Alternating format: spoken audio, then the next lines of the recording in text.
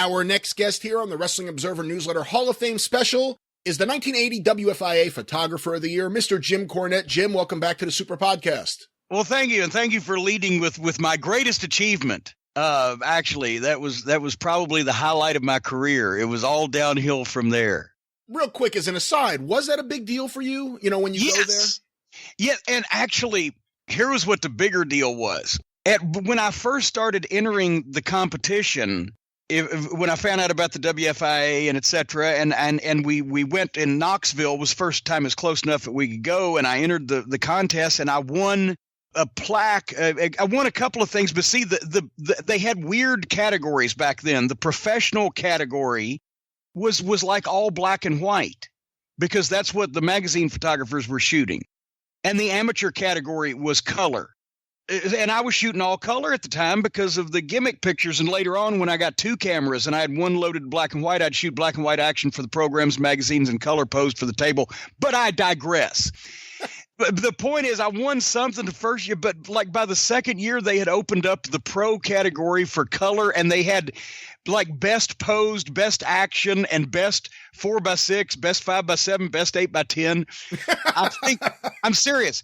I think the second year in Memphis was when I think I won like however many, if there was 10 or 12 awards, I won 8 out of 10 or 10 out of 12 or whatever. And finally, I think the next year they said, fuck it, and just had best pose, best action, color, black and white, and amateur and pro. And then they'd put me in the pro, and I won all of those. So I changed the way that the WFIA structured their photography contest because of my dominance. That was a big deal. That was in all seriousness, the first thing that I ever won in the way of an accomplishment, besides, some things in school, for grades or whatever, but actually a contest or whatever, was Wrestling Photography Awards. So I still, especially the big trophy, still got the big trophy from 79, the grand prize winner up in, or 80, I'm sorry, in my office here. You heard it here, folks. The business changed the rules to contain the Wilt Chamberlain of competitive wrestling photography. And then I dominated the Wrestler of the Year, or the Manager of the Year award in the Wrestling Observer, to the point where I had to take a year off to give Sherry a chance, and then she won it, and she deserved it. She was very good that year. But Jim, speaking of the Wrestling Observer, let's talk about the 2017 Hall of Fame ballot. Who did you select this year to go into the Hall of Fame? Well, and you browbeat me a little bit because the way I vote is the way I've always voted. Used to, Dave sent you a ballot in the mail and you circled your choices and put notes on the side if you wanted to and stuck an envelope and mailed it back to him. Well, now he's got all fancy, of recent years, so he's sending the emails out. But I still print it out on paper so that I can read it and circle it because I can't circle my computer screen. And I put it in an envelope and I send it back to him.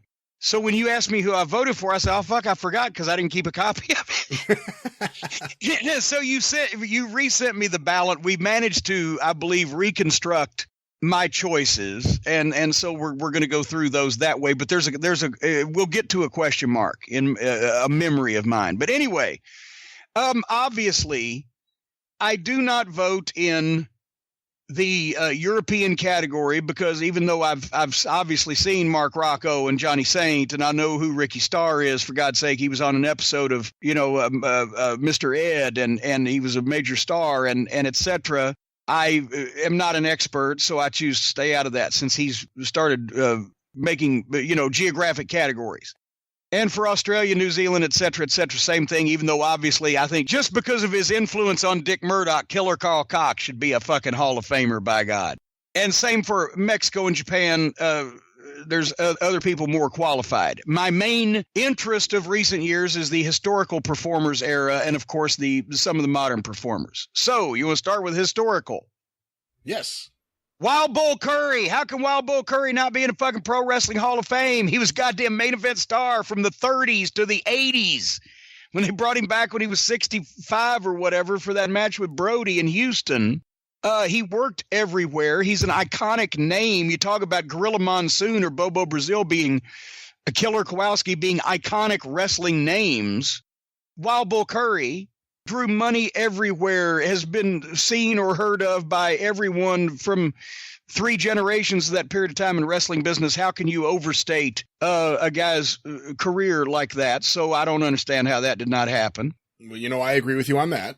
Then let's go to, in no particular order, I did vote for the Mongolian Stomper, Archie Goldie, because once again, an iconic face in pro wrestling, heel, drew money almost everywhere he went over long periods of time or repeat stints in the same territories. With Calgary's all-time, Stampede Wrestling's all-time heel, incredible in all the Tennessee territories, Georgia, Florida, et cetera, et cetera, et cetera. How can you not like the Mongolian Stomper? Sputnik Monroe, for fuck's sake. If you had a Hall of Fame based on just personality outside the ring, he would have already been in, but he worked he revolutionized wrestling in Memphis and civil rights in Memphis, and saved the town. Main evented, was one of Buddy Fuller's guys when Buddy Fuller booked us, so Georgia and primarily the South, but was in those southern territories and created such a name for himself and worked at a high level. He was a big bumper in the days of, people who didn't take big bumps. I'm sorry, just how can you not? I also have the Von Brauners and Saul Weingroff for over 10 years, the German team and the manager wrestler combination. They from Florida to Tennessee to Texas to California. They drew money everywhere as one of the top teams of the decade. Mr. Wrestling 2. Here's the problem. I've always vote for Tim Mr. Wrestling Woods because once again, how can you not? Main event star for 2 decades in a variety of territories, worked at a high level. But I can't remember whether I also voted for Wrestling 2 or for Cowboy Bob Ellis, because usually I vote for Wrestling 2 also because once again, it is so iconic. He had his picture with the fucking first lady, for fuck's sake, in every newspaper in the country, but tremendous draw. Not only Johnny Walker was not a Hall of Fame guy, but I think Mr. Wrestling 2 was. But I can't remember because Ellis is overlooked, and even I did for a while, because I remember seeing Bob Ellis work with Baron von Raschke in 1974 at Indianapolis when the Cowboy, and I remember when he came to Tennessee in 77, the Cowboy was not, he didn't age well, but he was one of the biggest box office attractions as a babyface from the late 50s through the 60s in almost every major territory in the country. And I think it was the Wrestling Hall of Fame guys' books, Greg Oliver, and that when I read his profile, I started to realize, and I dug a little deeper and saw a few more historical books, that Ellis was fucking huge. And then, of course, God damn it, you just almost can't not vote for Don fucking Fargo to be awarded anything in wrestling. Interesting. Because, well, here's the thing.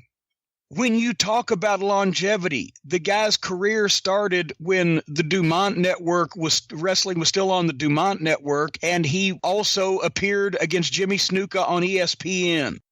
He was a fucking genetic freak and they sold out the Garden, Madison Square Garden. I know it was against Rocca and Perez, but still they had a couple of different runs the Fargos did in the Northeast. Don worked in every territory multiple times because he wrestled for 40 years across the country. From, I think, 52 to basically to 1990. He drew money in every territory that he was at. He was a legend in Tennessee. He was a legend in Alabama. They dominated Texas when he was a member of the Dillingers. They dominated Detroit and Michigan and Indiana and the Midwest when he was a member of the Chain Gang. When he was partnered, when they were the Fargos with Greg Valentine, they were the top heel team in the NWF in Cleveland and Buffalo.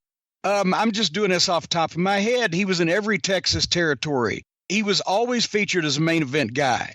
just for the fucking promos, the personality, and the hard ways, as well as the multiple gimmicks. He was a main event guy in more territories over a longer period of time under different names than I think any other professional wrestler in history. Somebody prove me wrong. He hasn't received much support. He only got 10% of the vote this year. What do you think hurts him as a candidate?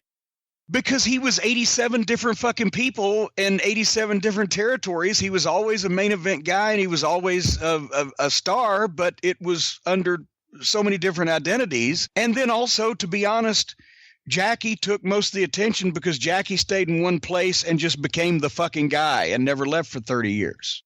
But Don was everywhere. But Don was even...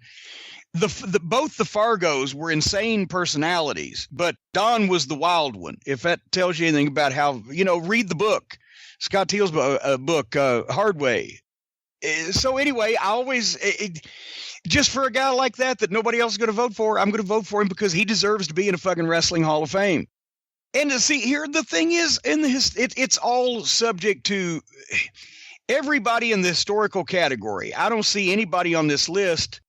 Red Bastien, I know he was the best worker in the business at one time, and he was, but Red Bastien didn't draw the money of Bull Curry or Bob Ellis or Don Fargo. He was a great worker, but that was it. I don't even think his promos were all that great.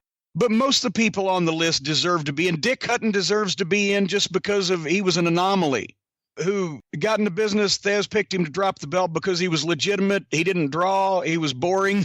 He was a world champion for a couple years, and then he wrestled a few other places and quit. So it's like he just came into business to be the world champion for a while because Thez said, "Here, hold my belt."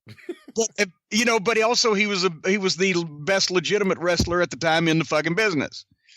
But anyway, all these guys, for one reason or another, deserve to be in a pro wrestling Hall of Fame on that list. But those were my particular lists. And also on the modern performers, JYD, obviously, because of he was almost like Steve Austin in that he came in, was mega over, and his career got cut short, except JYD's was drugs and food instead of injury.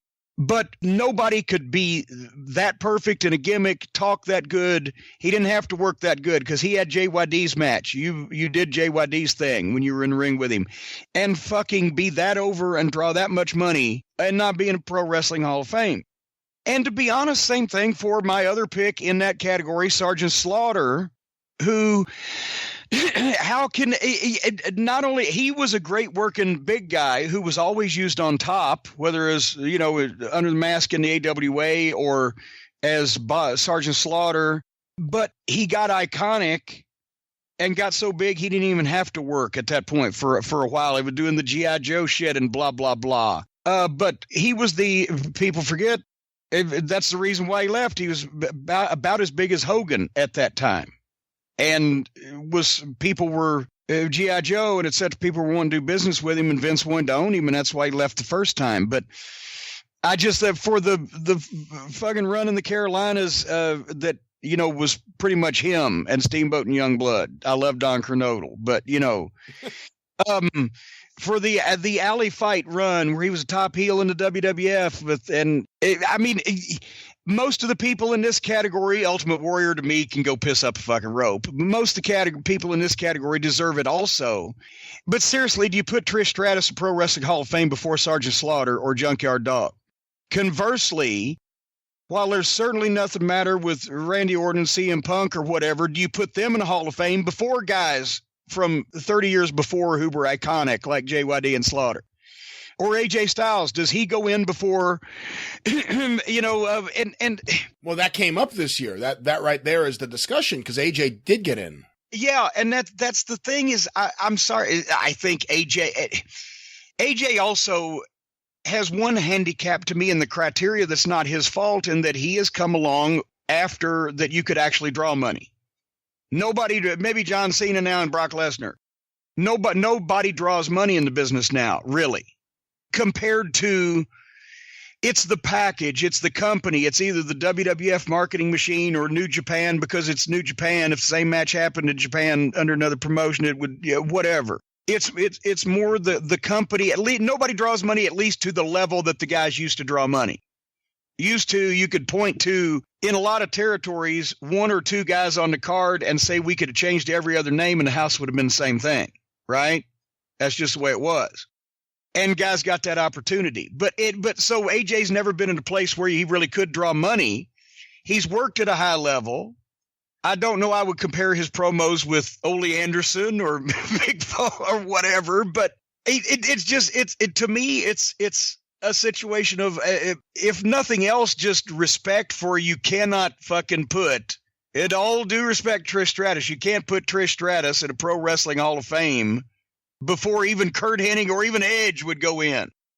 And I didn't vote for Tully and Arn with JJ because I actually was confused and didn't check, but are they in as individuals? That's right there one of the complicated issues, because they're technically on the ballot as a unit, which I think is bizarre because that team with JJ managing them is a 1-year run. And then they went to the WWF and Heenan managed them for a year, and that was it. You know, before that, yeah, Tully and Arn weren't a regular tag team. So I'm not exactly sure why it is like that on the ballot. All three guys are deserving to be on there as individuals. I wouldn't lump them together like that. Yeah, yes, I was a little confused there and was rushed and was not able to fully check. But point is, but once again, I'm not, and even Goldberg should be for the impact that he had, even though it was short.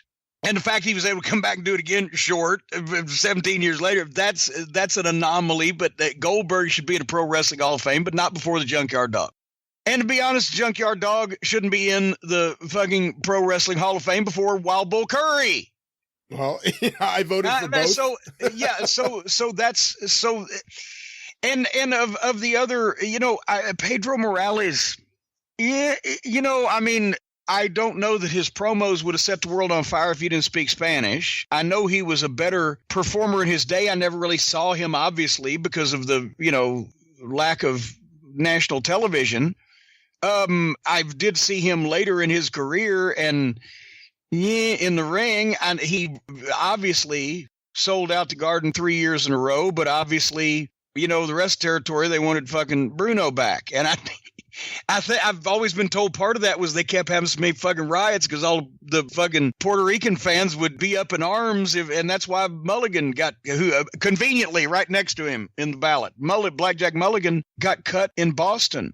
So, it's not that he's not deserving of being in a Pro Wrestling Hall of Fame, but my experience with other people, for the reasons that I've delineated, and what about the non-wrestler category, which was? Oh gosh, I'm sorry. Yes, we've forgotten that. And this is once again, obviously, I voted for Jerry Jarrett. If you're going to have a promoter or a booker in, a guy who had that much success in medium-sized markets when considering the United States as a whole for that long, he started booking Memphis in 67, 68, and his territory was the last one to fold up 30 years later. Innovative booking, et cetera, blah, blah, blah. I voted for Jerry Jarrett. Also, I voted for Gary Hart because if you're going to have a manager in, good Lord, Gary was synonymous with a manager in all the big territories, the Carolinas, Texas, Florida, Georgia, everywhere but New York and the Midwest. At a high level for a long period of time. Jimmy Hart, because except for Bobby Heenan in Indianapolis, did anybody carry a territory like Jimmy did? Memphis for 5 years. The program was always Lawler and Hart, no matter who Jimmy managed. And the only manager really that got to draw money in the modern WWF era was Bobby Heenan. So, everybody else was placed So Jimmy didn't mean as much to the gates as he did in Memphis in the WWF, but he's iconic. And once again, I hate not to vote for Howard Finkel, but I didn't vote for Howard Finkel because Howard's such a nice man, and he is an iconic. I use that word a lot of announcer. But how do you put Howard Finkel in the Pro Wrestling Hall of Fame if Jerry Jarrett's not in, or if Gary Hart's not in? Or you see where I'm going with this? Yeah. And I also. To be honest, I voted for both the Crockett's because how do you not put Jim Crockett Sr., was the longest running professional wrestling promoter, owner of a booking office with no changes in ownership, no outside partners owning a majority of the company, whatever. It was just Jim Crockett Sr. for longer than anybody else. And then the Crockett family than anybody else in modern professional wrestling. The Carolinas was the Cadillac of territories in a number of ways, even before they made it big in the 70s. It was, you've seen the clippings that have been tweeted from Greensboro for the Thanksgiving shows back in 1960. They were selling out the Coliseum when it only held 7,000 people or whatever, and then they expanded it, and they'd keep selling it out. Now the same building that started out holding like 7,000 people in the 50s is the same building now that holds like 20,000. They've just made it bigger over the years, but wrestling always sold it out.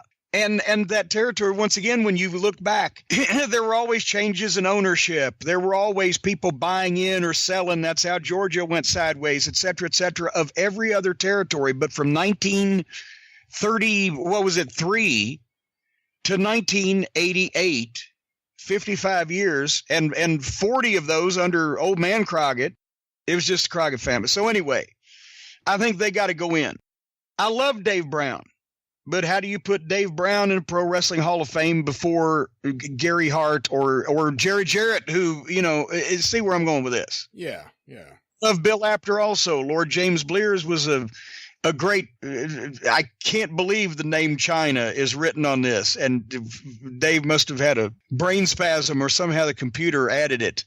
Larry Matazik, who I love, but at the same time, not a Hall of Famer. Just to be actually, they did a Hall of Fame work in St. Louis, but that was one city. When we were just talking about the guys that owned the territory I know Crockett, Jimmy Jr. has to take the blame for the downfall, but, even if he doesn't deserve to go in, the old man does. And of course, George Scott, Jesus Christ. But Bill Apter, I love Wonderful Willie, but how does Bill Apter go into Pro Wrestling Hall of Fame before Gary Hart? So that's one of the problems with just non-wrestler category. Well, this is something that's come up a lot amongst people, was the debate of Stanley Weston versus Bill Apter. I didn't vote for either of them, and I don't anticipate voting for either of them for a while, but I guess the question was, what is Bill Apter's credential versus Stanley Weston and versus, Stu Sachs or other guys who work there? How much of it was that Bill was in front of the camera versus what Bill actually did? Well, no, and a lot of this has to do, I'm sure, with Stanley Weston's, him being on the ballot. I mean, it has to do with his work before Bill came to work for the magazines, because even in the late 50s, early 60s, the newsstand magazine, Stanley Weston had a bunch of Wrestling Confidential, I think was one of his. And so he had a variety of magazines. That's how Bill came to work for him later in the 60s, or I think it was 71. And he would make up the stories too. And he'd even get heat, right? He had burned a lot of people with just making up like shit like Freddie Blassie out on the town, or what. I'm not saying Freddie Blassie, but just some guy out on a town with women. And he'd write this big story and he'd get in trouble with their wives, or say things that they wouldn't want said in public. And it'll sell magazines.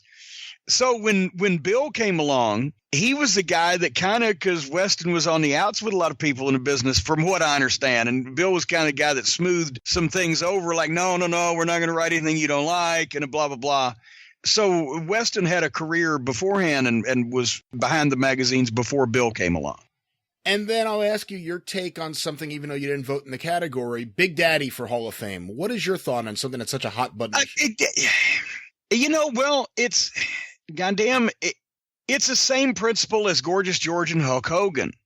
They were, at the time that they were the biggest stars in the business, they were not exactly the best performers in the ring, but Big Daddy took it to an all-time, high.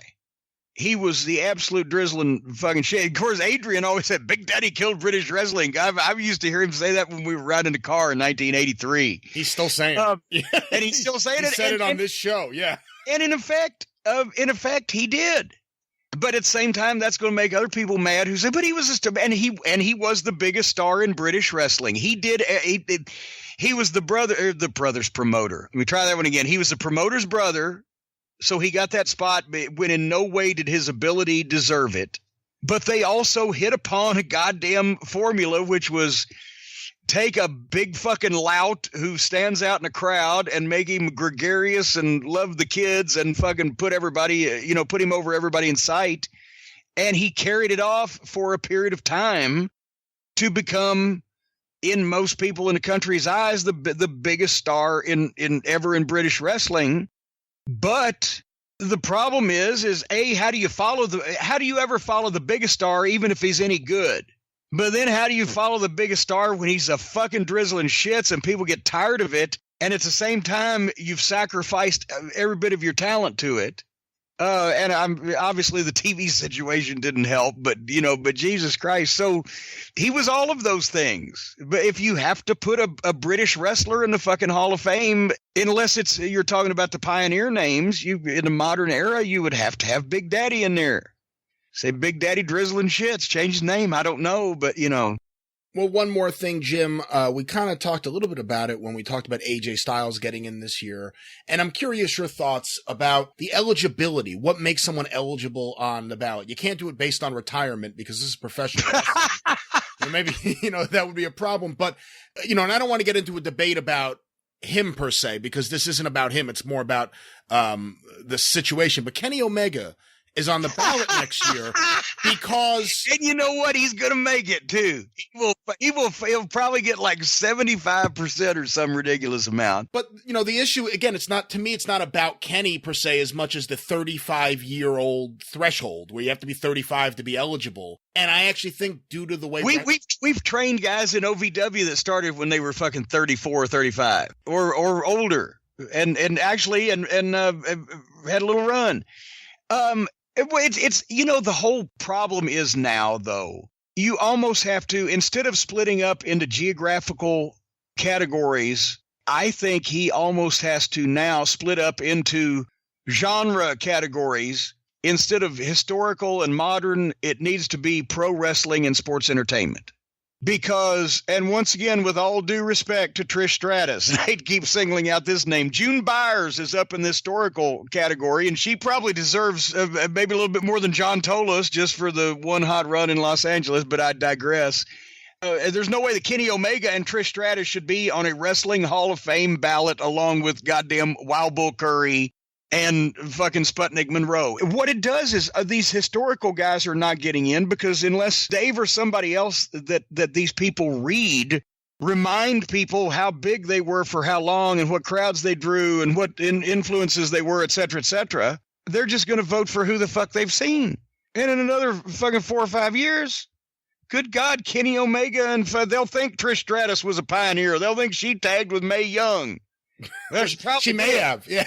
Yeah, but But what do you do? But what do you do about the historical? I agree with you, and I think that's a problem. And I think there are certain names we've mentioned today. For instance, Jerry Jarrett. For instance, Wild Bull Curry, Sputnik Monroe, guys who probably should have been in that initial class before there was even voting. When Dave said, here's the first class at the Hall of Fame, here's all the people I've decided we're going to voting next year. They should have been in there, but they didn't get in. And now it's almost like they can't get over that barrier to prove, that. Well, and also, I voted for the Andersons every year until they dropped off the fucking thing. But how can the Anderson brothers be, and who got in this year, by the way? Mark Lewin, Mike and Ben Sharp, Minoru Suzuki, AJ Styles, and Pedro Morales. Yeah, and how can AJ Styles be in the Hall of Fame before the Anderson brothers, who dominated 2 territories for 15 fucking years and literally sold more tickets in the course of a week than the WWE as a company now does, just in the Carolinas and Georgia. There needs to be 2 ballots. It needs to be, I think, maybe pre-84 and post-84, and only send the former wrestlers and the historians the pre-84 ballot and send the post-84 to the current wrestlers and the reporters. Well, just to let you know, dropped from next year's ballot, Pepper Gomez, Dick Hutton, Sangre Chicana, China, Kern Hedding, and Tim Mr. Wrestling Woods. Well, and China, Shana Nana, hey, goodbye. How do you drop Well, it's because of the amount of votes they got. Dave's well, not- exactly. yeah. But once again, in a Hall of Fame, how do you drop a couple of those guys and Kenny Omega's on the fucking